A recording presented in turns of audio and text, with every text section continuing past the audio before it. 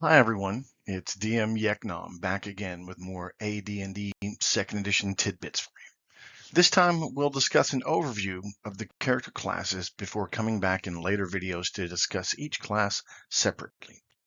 First off, it has to be pointed out that all the classes fall into 4 distinct categories. They fall into the categories of warriors, wizards, priests, and rogues. Now, humans are capable of taking on any of these vocations, while demihumans are limited to only a few of them. However, demihumans can take on multiple class combinations as discussed under their individual race sections in the 2nd edition Player's Handbook. Each of these 4 categories has classes within it. The warrior group has fighters, those beings who, for better or worse, good or evil, fortune or fame, have learned to make their way through the world with a skill at arms and a bit of luck on their side.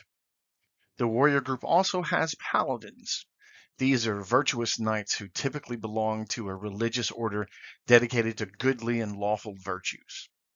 They are powerful warriors with a strict ethos that binds them to a standard many find difficult to maintain. Many a paladin has fallen from grace due to the demands of their ethos. Warriors also include the vocation of ranger, the woods folk of the lands. I myself often call them wardens, as I envision them as being protectors of the bastions of nature while allowing the goodness of nature to thrive and stomping out the evil that may seek to use nature for its own nefarious ideals. Next, we have wizards. Wizards come in all types, and while most are human, they don't all practice the same types of magic. Some practice a universal form of magic, while others focus on divination or necromancy or alteration magics. No matter what kind of wizard you play, you're sure to be able to use your magic to shape and change the world around you. Our next category is probably the largest category. It's the priest category.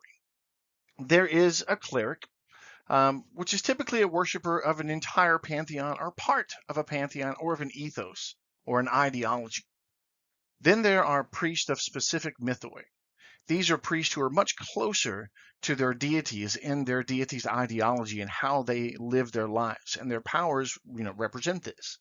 The Druid is an example of a priest of a specific mythoi that is presented in the 2nd edition Player's Handbook. They are priests of nature powers and represent the desire to be one with nature. Your DM will have specific information on specialty priests of certain mythos, but you might want to think of the Norse or Egyptian mythos as an example of the kinds of priest that you might be able to develop. You could imagine a priest of Tyr or a worshiper of Osiris and the kind of abilities that they would carry as priest of those deities. Finally, we have rogues. First up in rogues, there are thieves. Now, thieves can be assassins, they can be lovable scoundrels, they can be swashbucklers, they can be humble halfling burglars, or they can be straight up hoodlums who steal for a living and for the thrill of it. Their skills allow them to be deadly foes when they catch an opponent off guard, as well as allowing them to sneak to and fro and enter locked areas and bypass and disarm traps. They even learn a bit of language skills to speak to fences or to overhear potential marks discussing where they may be keeping their treasure. Lastly, under the rogue vocation, we have the bard. Bards are entertainers. They could be actors, stage magicians, singers, poets, or they could be lovers and gigolos who use their charms and wiles to steal the hearts of men and women before they steal their wealth.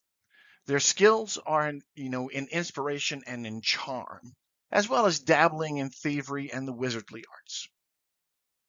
Next time, we'll go into more depth on each of the classes, but I do want to remind everyone that all of the classes do have minimum ability scores, much like the races have minimum ability scores to be any of the non-human races. Until then, this has been DM Yeknom.